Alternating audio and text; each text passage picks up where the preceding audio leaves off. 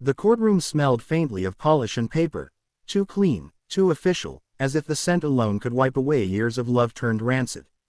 The clerk shuffled papers at the front, the fluorescent lights hummed above us, and the air felt thick with the kind of silence that comes just before something finally breaks. Mark sat 2 chairs away, wearing the same cologne he always had, the one I used to love. Now, it just smelled like arrogance. He was laughing, not loudly, not the full-bodied kind of laugh he used when he was charming strangers at dinner parties, but that quiet, smug chuckle that lived somewhere between his throat and his ego. He leaned back in his chair, his tailored suit too crisp, his tie too confident. I could tell he'd picked that tie carefully, deep blue, his winning color. His lawyer whispered something, and Mark smirked again, glancing my way as if we were still sharing some inside joke. Maybe he thought I'd look small today. I didn't. I'd chosen a simple black dress, no jewelry except for a thin gold bracelet I'd bought for myself years ago, the first gift I ever gave me. Mrs. Carter, the judge said, his tone neutral but polite, are both parties ready to proceed? Yes, Your Honor, my lawyer replied before I could. Mark nodded, still smiling. He tapped his pen against the table, a steady rhythm of confidence. He thought this was a formality, a performance. He thought I was about to lose everything. When he first filed for divorce, he'd been giddy. He'd told mutual friends, laughing about how I'd never understand the numbers, how he'd take the house since I barely used it anyway. I heard it all, of course. People talk, and I stayed quiet, because sometimes silence is the sharpest blade. The judge began reading through the list of shared assets. The house, the car, the joint savings account. I could almost hear Mark's inner monologue, counting zeros, calculating victories. He had always loved control, the numbers, the finances, the plans. I used to think he was protecting us. Later, I realized he was only protecting himself. I sat still, hands folded, heart steady. My lawyer gave me a small nod. We had agreed not to reveal too much too soon. Timing mattered. At one point, Mark actually laughed aloud, a short burst that made a few heads turn. Sorry, he said, flashing his charming grin, just ready to get this over with. The judge gave him a measured look. I'm sure we all are, Mr. Carter. It took everything in me not to smile. Because I knew what was coming. I remembered the nights when I'd sit in the spare bedroom, my so-called hobby room, with my laptop, designing logos and websites for small businesses. He never asked what I was doing, too wrapped up in his own world. He assumed it was just another one of my creative phases. He'd roll his eyes when I stayed up late, muttering something about wasting time. What he didn't know was that those nights built something real, something substantial, something mine. As the judge continued, I watched Mark relax deeper into his chair, every muscle in his face smug with certainty. He thought he knew everything about me, what I owned, what I earned, what I was worth. For years, I had let him think that. It was easier that way. But now, sitting under the sterile light of the courtroom, I felt something shift inside me. Not anger, not even satisfaction, just a quiet, clean sense of inevitability. The kind that comes when you've already won, and the other person hasn't realized it yet. Mark caught me looking at him and gave me a little wink. The same wink he used to give when he thought he was clever.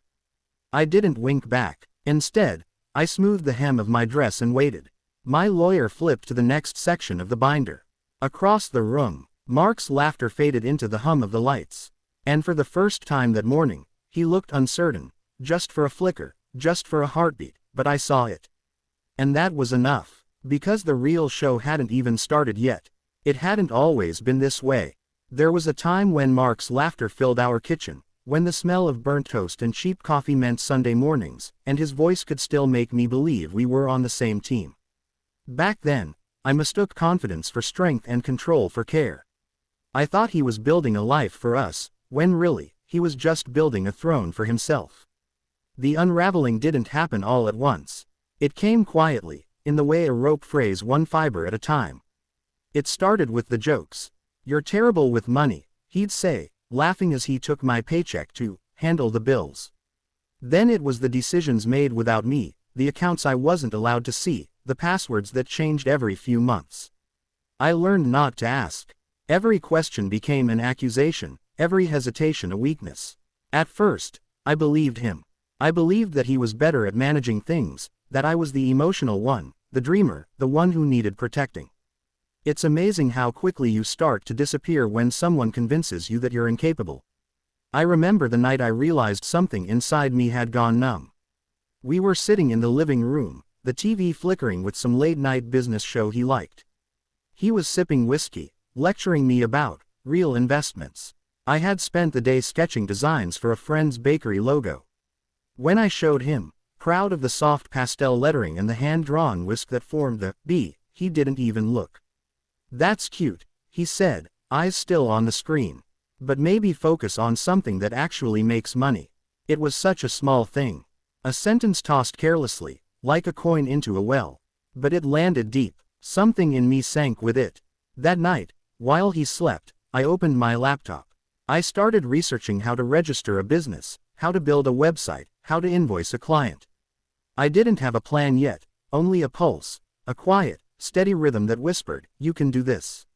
I used my maiden name, quietly resurrecting a version of myself he'd long buried under his expectations.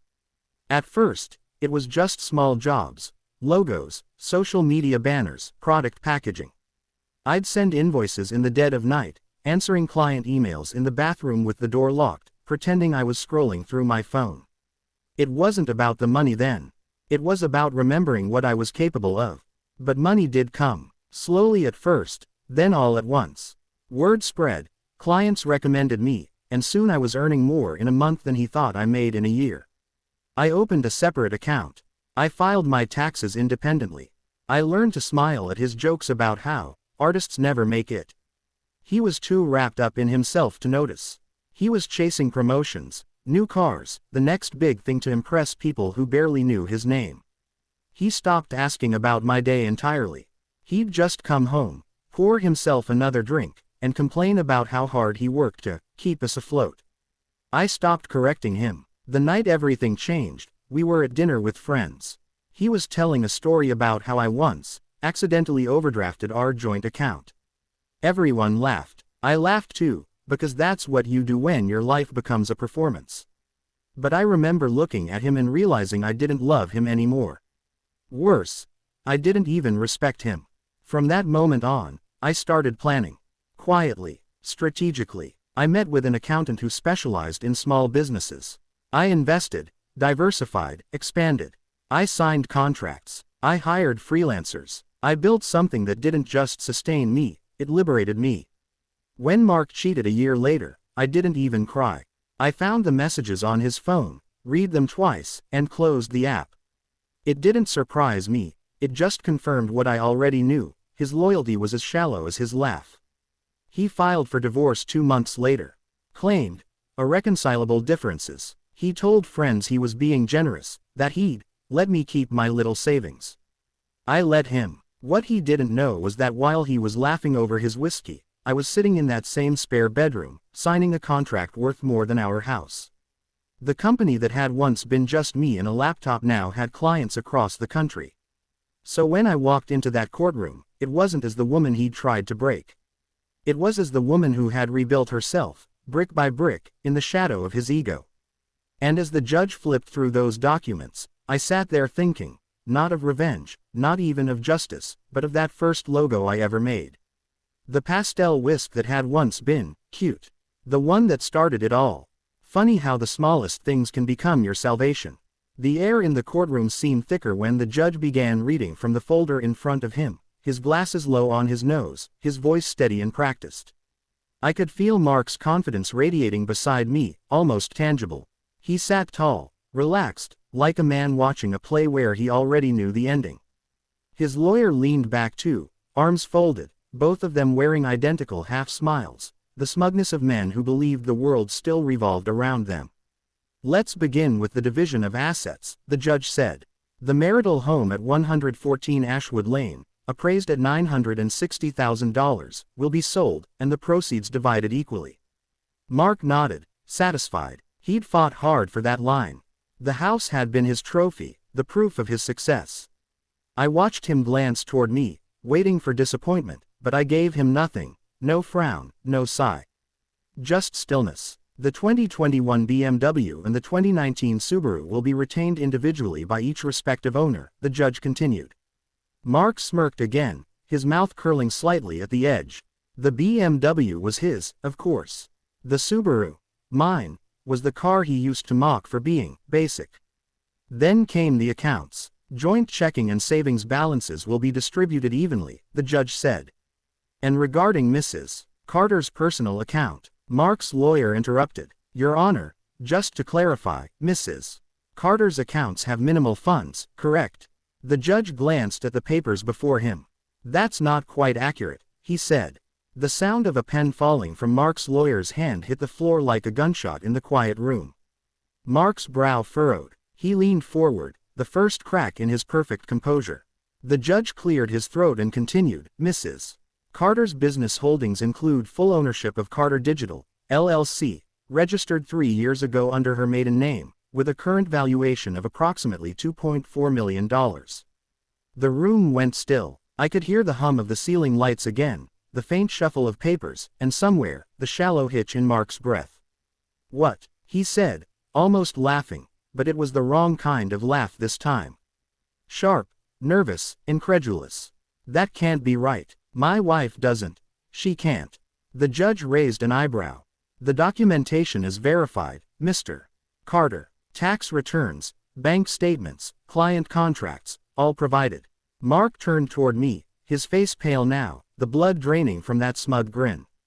His voice dropped, low and tight. What is this? I met his eyes, calm as glass. It's my work, I said simply. He blinked, as if he didn't understand the language. I was speaking. He looked to his lawyer for rescue, but the man beside him had already gone quiet, flipping uselessly through his folder. The judge continued, businesslike, given the substantial nature of Mrs. Carter's independent business assets, and considering that it was established and maintained separately, the court recognizes Carter Digital as non-marital property. I almost felt sorry for him then. Almost. But then I remembered all the years of laughter at my expense, the way he'd called me naive, the way he'd told our friends I didn't have a head for numbers. The way he'd smiled as he filed for divorce, convinced I'd walk away with nothing but a small car and some clothes. Mark's face hardened, his jaw tightening. He leaned back again, but the confidence was gone. His laugh, his favorite weapon, had been stripped from him. He whispered, You hid this from me. I tilted my head slightly. No, I said, you just never asked. The judge kept speaking, his tone procedural, distant. But I barely heard him. All I could focus on was Mark's expression, bewildered, furious, small. The man who had once seemed 10 feet tall was shrinking before my eyes. He tried to compose himself, but his hands betrayed him. They twitched, restless, as though looking for something to hold onto. His lawyer cleared his throat and muttered something about revisiting the financial disclosures, but the judge shut it down. The disclosures were complete and filed on time, he said firmly. There will be no revisions. For a moment, the silence stretched, heavy and final. Then the judge turned the page and continued reading through the rest of the division. Numbers, assets, legal phrases that blurred into a soft, satisfying rhythm. Mark didn't interrupt again. When the judge finally said, That concludes today's proceedings, the words felt like an exhale I'd been holding for years. Chairs scraped, papers rustled, and the clerk began gathering files. Mark just sat there, staring ahead, as though the floor beneath him had shifted and he was still trying to find his balance. As I stood, I gathered my purse slowly, deliberately. I didn't look at him right away. I wanted him to feel that silence, to understand the difference between noise and power. When I finally did glance his way, he looked up at me, eyes searching for some sign of explanation. I gave him none, because there are some things words can't fix. Some lessons that need to sting to be learned. And in that moment, surrounded by polished floors and fluorescent light, I realized, he was finally seeing me for the first time. Not the wife he could control. Not the woman who lived in his shadow. Just the one who got away, with everything he thought was his. Outside the courthouse, the world felt strangely still. The sun had started to sink behind the buildings, turning the glass windows gold, as if the city itself was applauding the performance that had just ended. I stood at the top of the courthouse steps for a long moment, breathing in air that felt different, lighter somehow, cleaner. For the first time in years, I didn't have anywhere to be, no one to explain myself to, no one waiting to judge me. Mark followed behind me a few seconds later. I could hear his shoes clicking sharply against the marble, his stride faster than usual. He called my name once, quietly, as if afraid of how it might sound out loud. I turned slightly, just enough to let him know I'd heard, but not enough to give him the full satisfaction of my attention. He stopped a few feet away. The swagger was gone, the confidence drained out of him like color from an old photograph. He looked smaller, older, and for the first time, uncertain. His voice was low, stripped of the arrogance that used to fill every room we entered together. I didn't know, he said. You never told me. I almost laughed. You never asked, I replied, echoing the same words I'd given him in court. They hung between us like smoke, thin, final, impossible to grasp. He stared at me, waiting for something, an explanation, maybe forgiveness. But I didn't owe him either. There was nothing left to explain. He had built a marriage on control, and I had built my freedom in silence. We were even, though not in the way he'd planned. For a long time, neither of us spoke. The courthouse doors swung open behind us, spilling voices and footsteps into the fading evening. Lawyers, clerks, strangers, all of them passing through, none of them aware that a story had just ended here. He rubbed a hand across his face and let out a small, humorless laugh. You really surprised me, he said. That was the point, I said. He looked at me again, a flicker of the old Mark showing through, the one who had once made me laugh, who had once held my hand like it meant something. For a fleeting second, I almost pitied him. Almost. But then I remembered the years he'd spent laughing at me, the times he'd spoken for me, over me, around me. I remembered how small I had felt sitting across from him at dinner tables while he entertained others with stories about my mistakes. The pity disappeared. Good luck, Mark, I said, stepping past him. I hope you find what you're looking for. He didn't stop me this time. Maybe he knew better, or maybe he finally realized he no longer had the power to. As I walked toward my car, the late autumn air brushed against my skin, cool and electric. The city hummed softly around me, cars passing, people laughing somewhere down the block, a bus braking at the corner. It was just noise, but for the first time, it didn't drown me. It filled me. I got into my Subaru, the same, basic, car he used to mock, and started the engine. My reflection in the rearview mirror looked different. There were faint lines around my eyes, new ones maybe, but they didn't bother me. They looked like proof that I'd survived him. At the next red light, my phone buzzed with a new email. A client, a big one. I smiled, thinking how perfectly timed it was. Life, it seemed, had a sense of humor too. When the light turned green, I didn't look back at the courthouse. There was nothing left for me there. No ghosts to chase, no revenge to savor. Just the steady rhythm of the road ahead and the knowledge that every mile was mine alone. People talk about freedom like it's fireworks, loud, spectacular, a single bright moment. But for me, it was quieter. It was the hum of my engine, the whisper of my own breath, the absence of fear. He had laughed at my silence for years, mistaking it for weakness. But silence isn't empty. It's patient. It listens. It plans. And in the end, it speaks louder than any shout ever could. As the courthouse disappeared in the rearview mirror, I finally let myself smile. Not out of triumph, not even relief, just a small, genuine smile at the woman I had become. The woman who no longer needed to be heard to be powerful. The woman who built her own empire in the quiet. The woman who walked away, not angry, not broken, but free. And somewhere behind me, I imagined him still sitting on those courthouse steps, staring at the pieces of his pride, realizing that the joke had never been mine to bear.